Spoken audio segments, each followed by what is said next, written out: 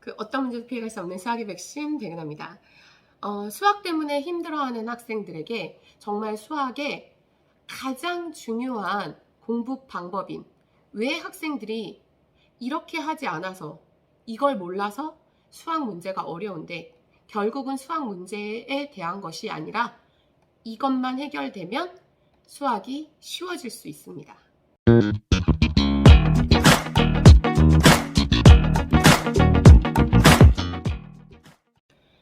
제가 요즘에 제 브이로그를 보신 분들은 아시겠지만 지금 목소리가 좀 같네요. 오전에 인강 촬영하고 오후에 학원 강의하고 그리고 밤에 와서 요즘에 책을 집필 중에 있어요. 3월이나 4월 중에 발간 예정인 책인데 자, 이 책은 바로 학생들에게 정말로 꼭 필요한 책이에요. 왜 그러냐면 사실 수학이 어려운 학생들은요. 수학이 어려울까요? 아니요. 수학에서의 개념 공부가 무엇인지 잘 모르고 그리고 수학에서 정말 알아야 할 이 내용을 모르고 공부하는 경우들이 많이 있어서 그래요. 자, 이건 바로 뭐냐면 바로 수학의 문해력이에요. 일단 첫 번째로요. 제가 학생들이 많이 평소에 이렇게 질문을 하잖아요.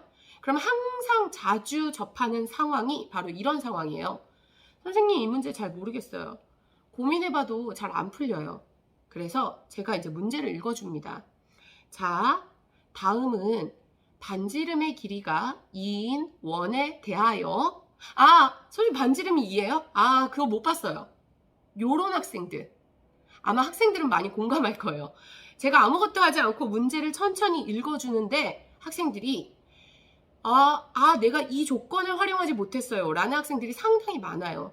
그래서 첫 번째로 학생들이 많이 수학 문제에서 놓치는 부분은 내가 이 문제에서 구하고자 하는 것이 무엇인지에 대한 방향성과 그렇다면 이 문제에서 주어져 있는 조건을 활용해야 하는데 그 조건을 문제를 읽지 않고 특히나 도형과 관련된 문제 같은 경우에는 그 문제 안에 많은 단서들이 조건들이 숨어 있음에도 불구하고 그림으로만 시선이 먼저 돼요.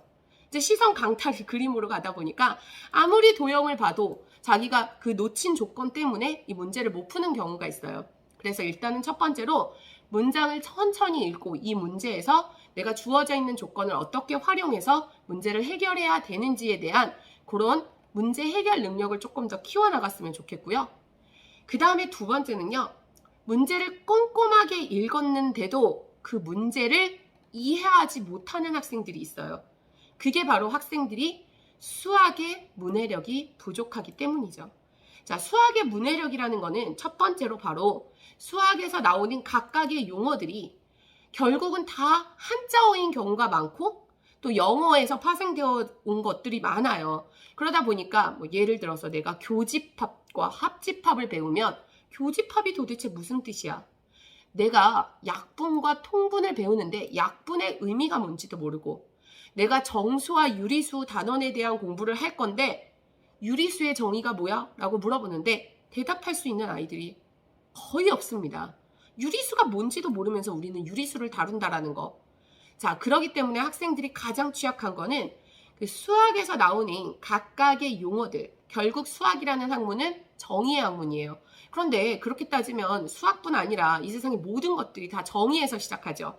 아이가 응애하고 태어났을 때 엄마 해봐, 엄마. 이때 엄마에 대한 정의를 아이들은 배우게 돼요. 아주 신생아 때부터. 자, 그리고 물을 주면서 자, 물 먹자 하면 아이들은 이게 물이구나 라는 인지를 하게 되죠. 그런데 본인이 이제 물이 무엇인지도 모르고 엄마가 무엇인지도 모르고 이런 상황에서 자기가 원하는 것을 얻을 수가 없어요. 모든 학문이 마찬가지예요. 영어도 역시 이제 외국어이다 보니까 또 국어도 역시 우리가 하나부터 10까지 내가 이거를 책상이라고 약속해야지 이걸 의자라고 약속해야지 또 인간 생활에서도 사회생활에서도 이 친구의 이름은 백은하야. 그럼 은하라고 약속해야지. 그럼 친구를 부를 때 저기요 이렇게 야야야 이렇게 부르는 게 아니라 은하야 이렇게 부르는 것처럼 모든 것이 다 우리 약속에서 시작이 되죠. 그 약속을 잘 지키는 학생들이 학습에서도 잘할 수 있고 성취감이 높여질 수가 있고요. 성취도를 높일 수가 있고요. 인간 생활에서도 사회생활을 잘할 수가 있고요. 그래서 수학에서도요. 처음부터 배우는 그 각각의 용어들에 대한 확실한 그 정의, 약속, 꼼꼼하게 여러분들이 다 숙지하고 계셔야 돼요. 자, 예를 들자면요. 유리수 하나를 제대로 알면요. 유리수의 정의는 A분의 B의 꼴로 나타내 줄 수 있는데 여기서 제일 중요한 건 A와 B는 정수고 그거보다 더 중요한 건 분모가 0이 아닌 정수예요. 자, 그 유리수의 정의로부터 유리함수에서 정의역을 정의하게 되고요. 또 유리수가 나오게 된 A분의 B가 결국은 미지수를 포함한 1차 방정식으로 또 확장이 되고요.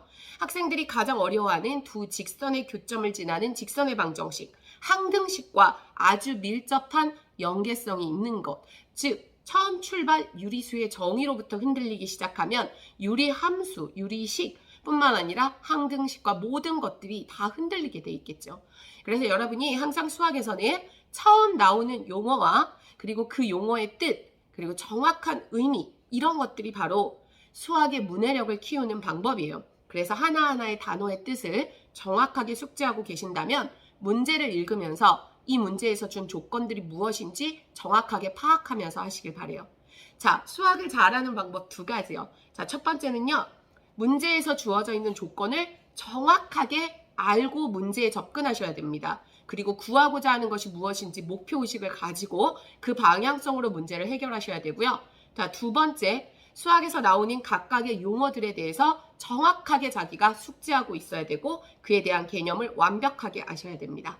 자, 이 두 가지를 정확하게 지켜가면서 공부하신다면 수학이 오히려 학년이 높아지면서 더 쉽다라고 느끼고 오히려 더 자신감이 생길 거라고 생각합니다. 감사합니다.